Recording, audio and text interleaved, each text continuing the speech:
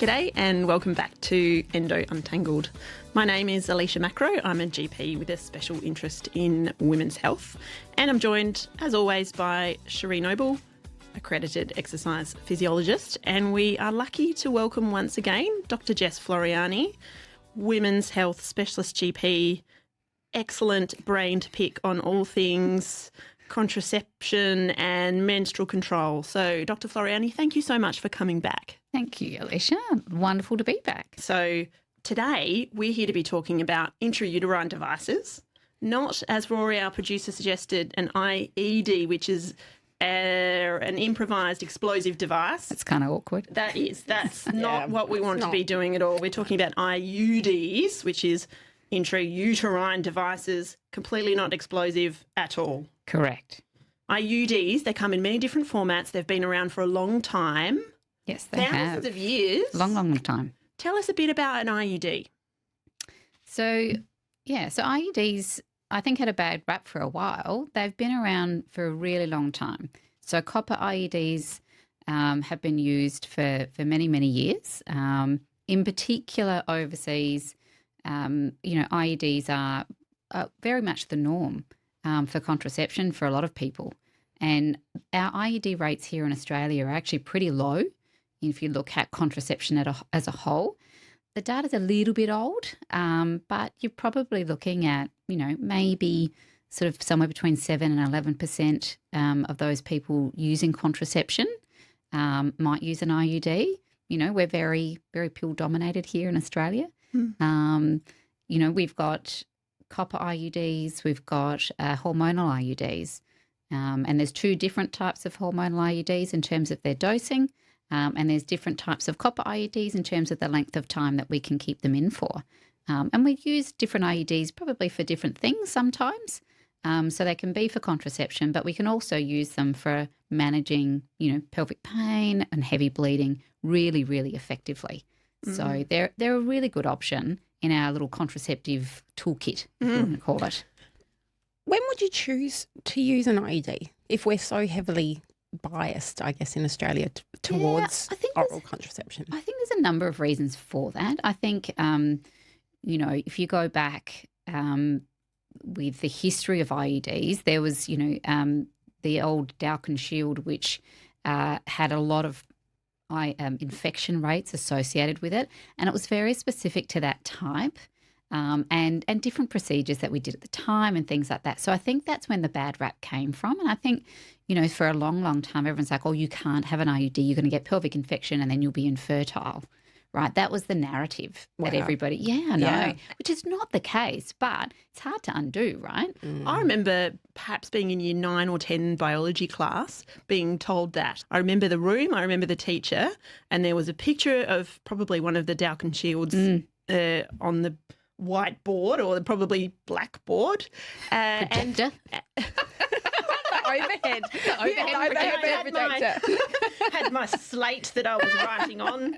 Oh, gosh. No, there was, and the teacher said women used to choose to go and have this thing inserted in their uterus. And I remember clearly to this day sitting there thinking, why would anyone choose that? Yeah. And that's been the problem is that, I think a lot of perhaps parents have that experience and that history of that's their understanding as well. And so, then trying to undo that is hard. And I mean, the other part to this is, and things thankfully have come a long way since then, and that is not the case now. But it's definitely a discussion I'm often having to have. You mentioned copper IUDs. Yeah. I must admit I hadn't heard of these until, recently when patients come in who have had them. They're a fantastic contraception. So the unique thing about a copper IUD is that it can actually be used. It is the most effective emergency contraception, which nobody really knows about. So you can use a copper IUD as a long-term contraceptive as well as emergency contraception. There's a 5-year device basically and a 10-year device. And so with coppers, everything's going to be particularly going along as it normally does. So it's not impacting on your cycle. There's no hormonal elements there. The downside for the coppers a little bit is that they will cause periods to be a bit heavier and a bit more crampy. It sounds like it's mainly used for contraception, though, and potentially not managing. Absolutely. So it's not a management strategy, right? It's contraception, which is great, but not part of your management strategy for periods. So I would say if you're listening to this podcast, you're probably not one of those people who thinks, yes, good move to have something that makes my periods heavier and more painful. Yes. Yeah, so you're not a good... Not yet. It's not going to be your best friend as an endometriosis patient. You know, like I mention copper. I always talk about it when I'm talking about IUDs. I'm like, I'm not ignoring it. This is why I don't think it's the best choice for you. Yep. You know, so it's part of the conversation, but it often is discounted relatively early if you've got a pain patient. Absolutely. Yeah. So popping copper to one side, really what we wanted to talk about was some of the other IUDs that we can access here in Australia. Mirena being the one that most people know of well, and then it's got what I think of as a baby sister, which is Kyleena. Correct. Lots of people come through our clinic with very strong pre-existing views on an IUD. They might have heard a friend or a family member or a neighbour talk about an experience with it. They might have seen forums. They've seen, all sorts of information out there. Tell us a bit about them, and when is it a good option to consider? So I think really anybody is a good option to consider. So, the misconception that you are 17 and not had any babies is incorrect. You absolutely can have an IUD. Now, the scenario and the circumstances in which we do that might require a bit of a conversation, but that's fine. It's not off the table. It's not, you can only have it once you've had kids. I've had plenty of young people who've done exceptionally well with insertions, manage it really well, and it's fantastic, effective long-term contraception for them as well as managing periods. So, we can have a conversation with anybody about it. I'll put it out there. I really like IUDs in general as an option. Obviously, I can insert and do so. It's a little bit easier for me to facilitate that than if you weren't an inserter. I understand there's another step there, which can be a bit of a barrier too. But they work, extremely effectively. They're more than 99% effective for contraception. The Mirena now has been extended out to 8 years for use for contraception. And, if it's managing bleeding, that's fine, out to 8 as well. Kyleena is still at 5 years. So can I just ask, why is Kyleena the baby sister? And what's the difference between the two? Okay, so Mirena has 52 milligrams of levonorgestrel, so that's the progestin that's in it, and Kyleena has 19.5. So it's about half the dose, right? The Kyleena is also a slightly smaller device. So it is a little bit easier to insert, and perhaps if you've got a younger person or someone with a smaller uterus, it may be a bit more suitable for them. With Kyleena, because it's only got about half the progestin in it, then you don't get quite as good bleeding control, right? Now, you'll still get some reduction in bleeding, over the length of the 5 years, but you're more likely to have a regular period with a Kyleena, possibly lighter and a little bit less painful, but not as therapeutic, for want of a better word, as the Mirena will be. So let's talk about the Mirena, and perhaps we can use that interchangeably, say, with the Kyleena when we're talking about how they work. So how do they work, and where are they sitting? Where do they go? Okay, so they sit within the uterus, and so they're localised. So we've got progestin that's getting released locally into the uterus. And so what that does is thins down the endometrium, so that lining layer that every month we're building up and then shedding away as our period, we're keeping that thin, okay? But it is not enough to suppress ovulation. So different to how pills work, implant works, depot works, where they stop the cycle altogether, from the brain down to the ovaries. That's there's a little stopgap measure in there. IUDs do not do that in general. Okay, it's very localized dosing of the progestin, so they cause that local impact on the lining, And they also thicken up the mucus around the cervix so that they stop the sperm penetrating. Okay. So preventing, it probably, like a lot of them, works in different ways. Yeah. But actually stopping sperm from getting in to the uterus in the first place. That's right. Yeah. So they change that lining. So that's how it works from a contraception, but also then how it works to minimise bleeding. We think someone listening at home might have endometriosis, might have pelvic pain, might be struggling with the ongoing issues of that. Tell us what a Mirena, say a Mirena, why that might be useful for them, or at least something to consider strongly. Like, what's actually doing for them biologically other than thinning out the uterus lining? So I suppose it's getting that progestin locally, right? So say you've got someone with endometriosis and they are, having ongoing pain with their cycles, and they might be getting, tried on the pill or getting lots of breakthrough bleeding, or it's just not quite doing enough. Something like a Mirena can provide that progestogen exposure locally and really reduce and get into those endometriotic nodules and, reduce the inflammatory response that happens from them. So you're doing it quite locally. And it might be also someone who's struggling with side effects of pills or implants or whatever else we're doing, and could actually get a similar effect, but having that progestogen locally rather than, systemically, which means sort of all throughout the rest of your system. So we're minimising potentially some of those side effects whilst getting sort of more bang for our buck within the uterus and the pelvis where we want it to be. And so what's the bleeding profile look like with it? So what's the likelihood that you might be having a regular period or which is lighter, say at 6 months or 12 months? How likely are you to stop bleeding altogether with the Mirena? So if you look at stop bleeding altogether, you've probably got about 30% of patients, that we're talking nothing at all, but majority, would have very, very light, irregular or occasional bleeding. So probably, more like 60, 70, 80%. Overall, it's going to reduce your bleeding by about 80 to 90%, right? So if you take your period, as an individual and go, right, wipe that out by 90%, and then what's left is what happens. So you'll still have, with a Mirena, you'll still have a few people who'll still have their regular period, just when it's due, but it is lighter and shorter and less painful, okay? But most will actually do much better than that. Yeah.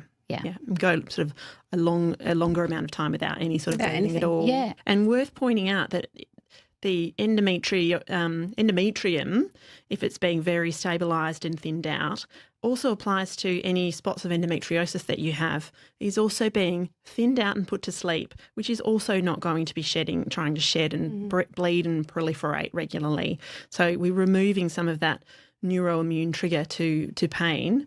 And for those who've listened to our recent episode, just sort of summarising some of the ways that pelvic pain can become persistent, that monthly trigger is not the friend of someone who's having a lot of pain. And so that is one way where it can be incredibly useful. And it makes it useful enough that for some women it's worth actually thinking, it's worth investing some time in this in this procedure. So definitely worthwhile considering as an option. Yeah, I've had some patients actually be really surprised when we've provided this information, that the fact that it is localised, the fact that it is going to have that neuroimmune response, and being so helpful, and the fact that then they don't have to manage this month after month after month after that initial. It's like, well, there's so many benefits to this. Like, yes, I really want to go down this management plan because there's just so many benefits to it that they didn't realise. Yes. And so the main question I have, which is a question that I get asked regularly in clinic, is it safe? Because I've heard horror stories. So tell us about safety profile for it. Yeah, look, it's hard because I think they are great and they can be really effective for a lot of people. Like anything, no one fits for everything. Like there's no one size fits all. So some people it's just not going to work well for. They'll keep bleeding, or they will get ongoing cramping and spotting and things like that. So it's not the suitable for them.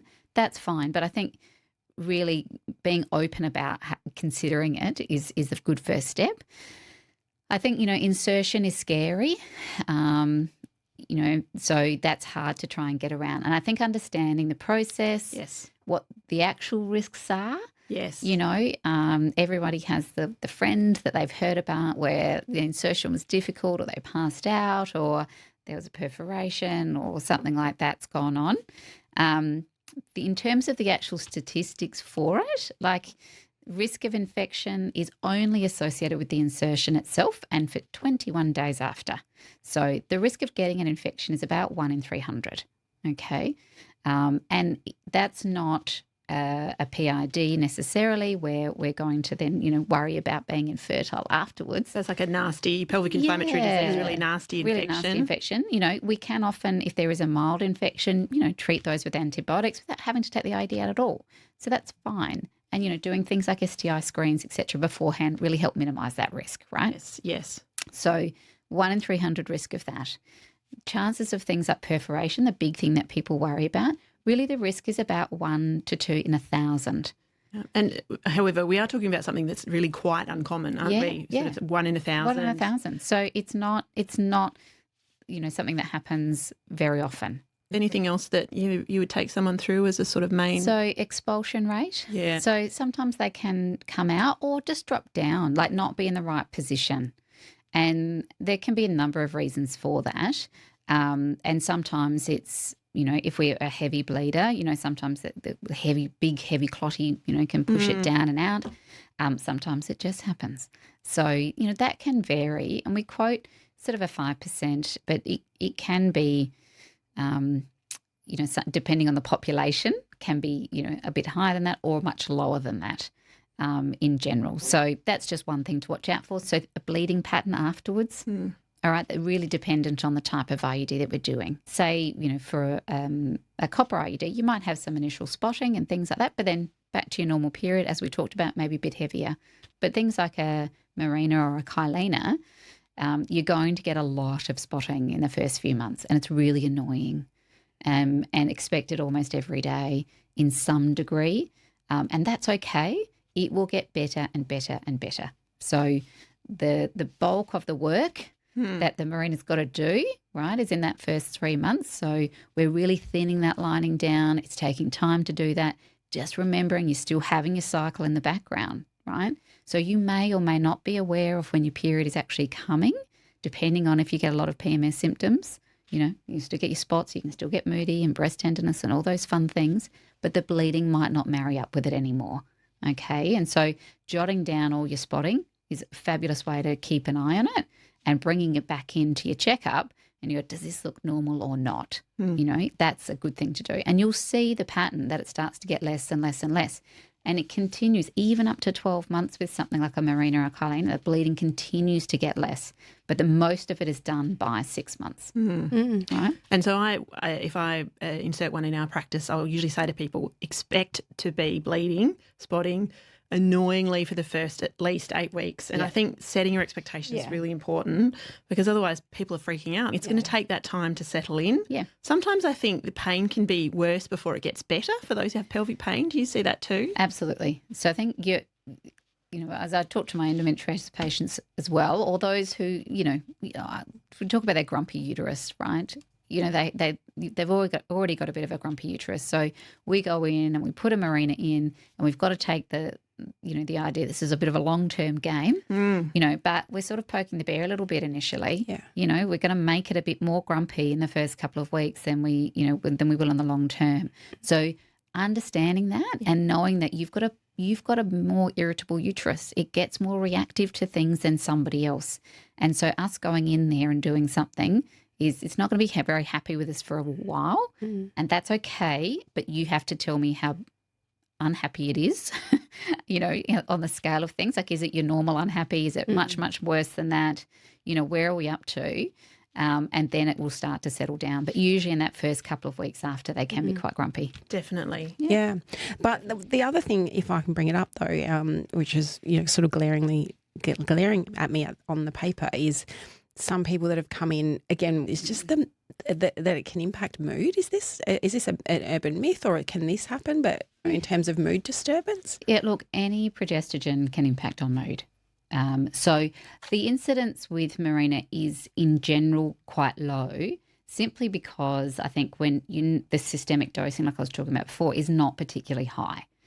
So if you try and compare it to a pill, so say if we were taking a progesterone-only pill, you might be getting, somewhere between, 0.1% to 1% of that dose in your system if you've got something like a Mirena. Okay, so that's a 99% less dose than an oral one. Is that what you mean? Yeah, often. Yeah. Everyone's absorption's different, right? But, it can be anywhere around that. So it is, maybe taking, I don't know, maybe one of the older mini pills a week or, every 2 weeks. Even less maybe. Yeah, so something like that in terms of the equivalents, right? So would this be a rare thing? So That it causes mood disturbance, you mean? Yeah, so I think there's two things. So one, it depends on when people are coming off of, if they're off an ovulation suppression format, because remember, we're back to cycling. So I always remind my patients that we're back to cycling. Yeah. So if you get premenstrual mood change, that is still going to happen most likely, because we're not stopping that, right? Yeah. So don't forget that we're going to go back to having that cycle again. Yep. So is it that? Yes. So tracking, monitoring is really important. 2, in the first 6 weeks or so, or, even in the first couple of weeks, you get a kick up of the progestogen when we first put it in. So you get this kick up and then it goes and then sort of stabilizes. So in the first few weeks, yes. So you might notice some mood, some skin change, breast tenderness, those sorts of things, which then settle down. So again, really good to tell patients, this might happen for the first few weeks. It doesn't mean it's going to stay, but let's just see what happens if it does. But there are people who are just very sensitive to progestogens, as we all know, right? Yeah. And so any type can be problematic. And, it's just the type of, the levonorgestrel in the Mirena, so that can still be a problem for some of them. Weight gain, that's the other thing people worry about and talk to me about. Tell me about the data for weight gain in Mirena. No causal relationship. So we don't have any data that would say Mirena causes weight gain at all. And I must admit, in my practice, I find it's not really much of a concern at all. And again, that comes back to very minimal. Important discussion coming up now, and this is something that I want people to be able to access, is let's talk about insertion, because I think and if you're a bit of a squeamish person, feel free, you can skip this part the next few minutes. But for me, I think if I understand what's happening, I feel less anxious about it. So let's talk through how we actually insert and what are the steps to insertion. Yeah. So that it might be a little bit less scary for those going into that procedure. All right. So I think the first thing is as a patient, to make sure you're having some Panadol and Nurofen beforehand. Have had something to eat. Please don't come in on being fasted, rushing through and have had just, a quick coffee on the way. Don't be rushed. Don't be stressed. As much as you can. That sounds very, be stressed, right? Yeah. You're probably going to be highly stressed coming into having one of these done if if you're worrying about it. Yeah. But try and minimise extra stress. Yes. Try, you're rushing, because I had someone come off night shift and they hadn't eaten and they hadn't had any food or water and they're like, oh no, I didn't take anything and I've just rushed here and and then they're sitting there like, I gotta go. Just give yourself 10 minutes just to, because again, like anything, a procedure that's going to, a sort of nervous system is going to be all sort of razzed up and we're not in the best space. Set yourself up for success. Absolutely. Give yourself a bit of time. Yep. Have someone there with you to drive you, okay? Now, they don't have to be in the room with you at all, but just in case you feel a bit after, don't be trying to drive yourself home. Yes, okay? and have that support person be someone who helps calm you. It's not going to it's going to be okay. Yeah. So they're all good things you can do before you even get to the procedure. Yes. Now, I usually give people a sticky note on their script that's got usually 4 things written on it. So it's have something to eat and drink before your appointment, have some Panadol and Nurofen before your appointment, don't be pregnant when you come that's in very important. Please don't be pregnant. and bring the device with you. So don't turn up. I mean, and that depends on where it's being inserted. Occasionally it will be available for you, but in a general practice setting, you need to bring that one with you. Extra tip about the advice. Don't be freaked out about the size of the box that it comes in. No. Yeah. So box is about, yay big. Then you bring tote bag to the pharmacy. That's right. How big is that box? Suitcase. It's about the length of your forearm. length of your arm. Yeah. Not your whole arm. Yeah. No, just the forearm. A bit It comes in daunting. a big It box. is. It's a bit surprising. Yeah. The actual device is what? Half the length of your little finger? Maybe the first two to the second knuckle. why of the your big little box? finger. To go, it's, I think Why it's, the big if I box? remember, 32 millimetres. Like, Why the big box? is it an it's got ego problem? It comes with it's sort of insertion equipment. Equipment. I think that was very important. Yeah. I'd forgotten about the box. Yeah, Don't just bring the script with you. Sometimes nowadays you may have also a script for the Penthrox or the green whistle. Yes. Not everybody is going to give a script for that. Many, increasingly, I think doctors are giving option of that too. Yep.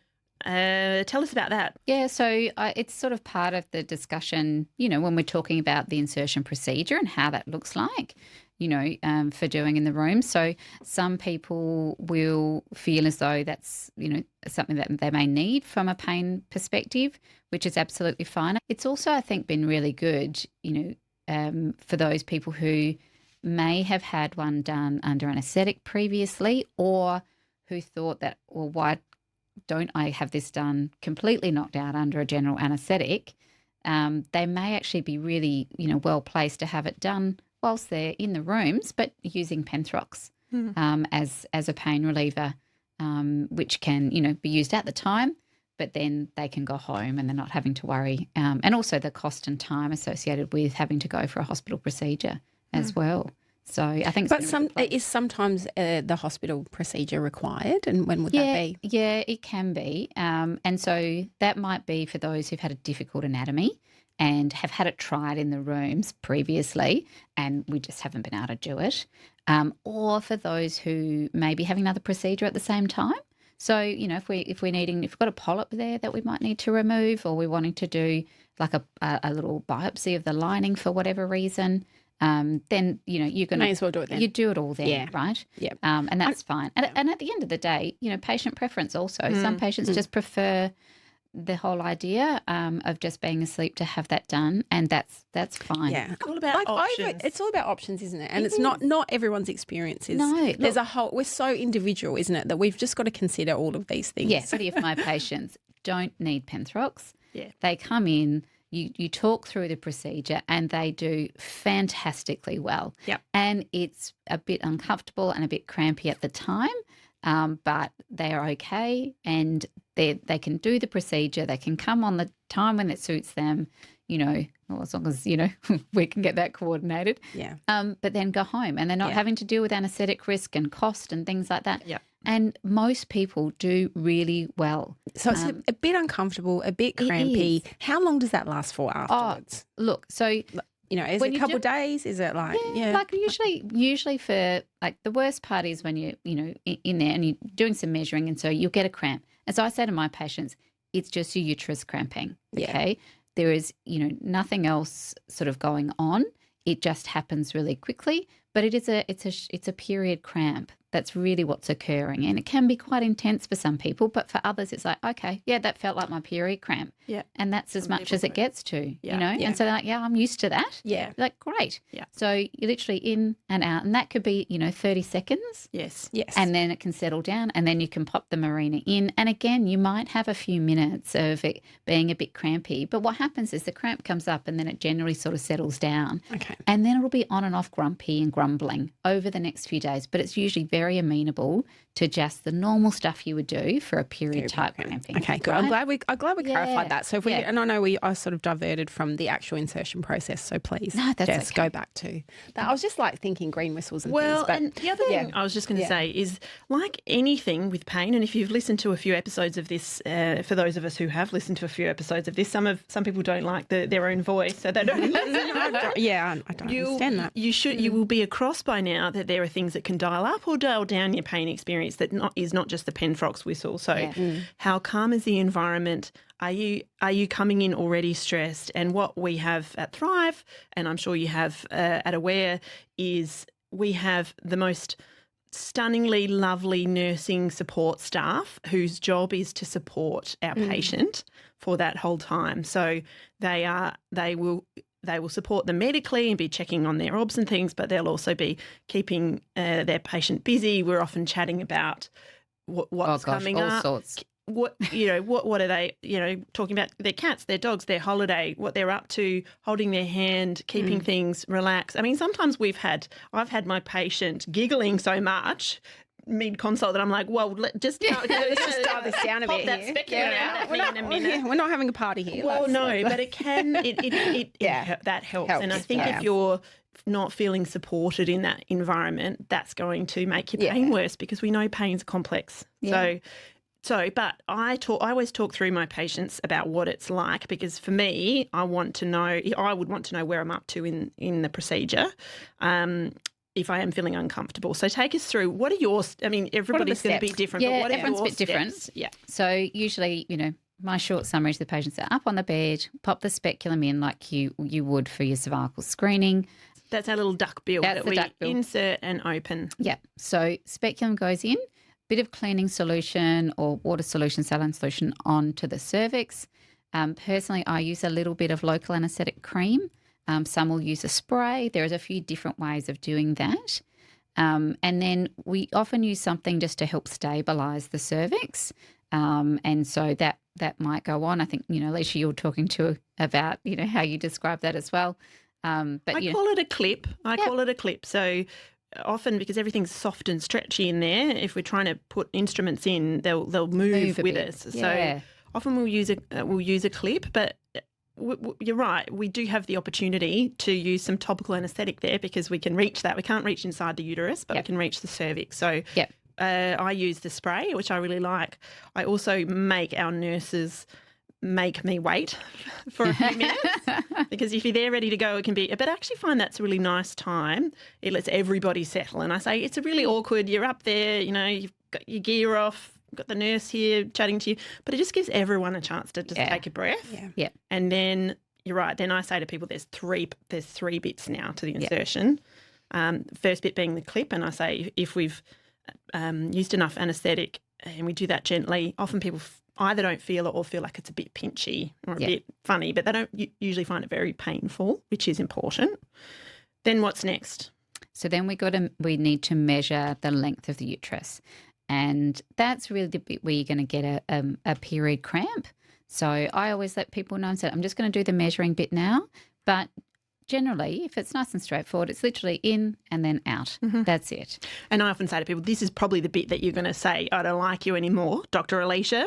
It's uncomfortable. Yeah. Uncomfortable going through the cervix, and it's going to hit the top of the inside of the uterus. Yeah. And so then we know where to place the IUD after that. Yes. So it's an important step to do. Yes. But it is quick. Yes. So in and out, and then after that, you can pop, the Mirena or the Kyleena or copper IUD, whichever you're doing, in. And again, you're going to get a bit of cramping when that happens.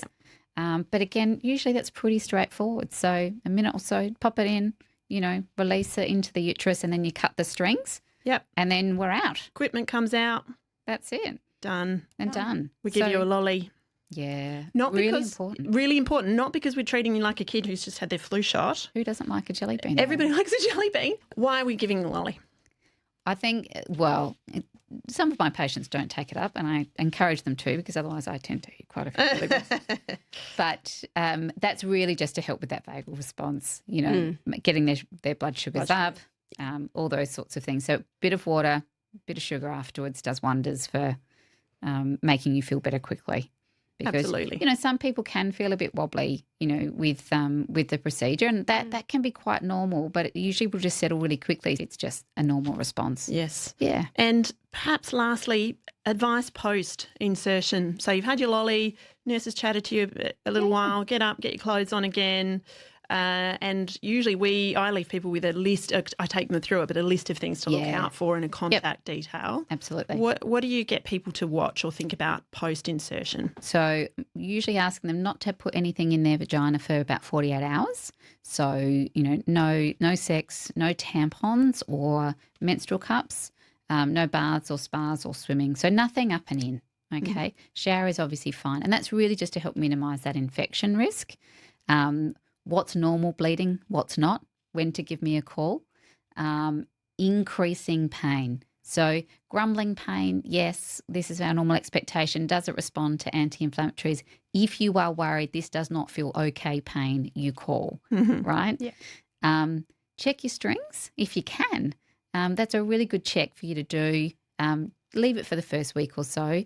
But before you come back for your checkup, see if you can feel your strings. So you're checking for expulsion there if the strings feel really long or, you can't feel them anymore.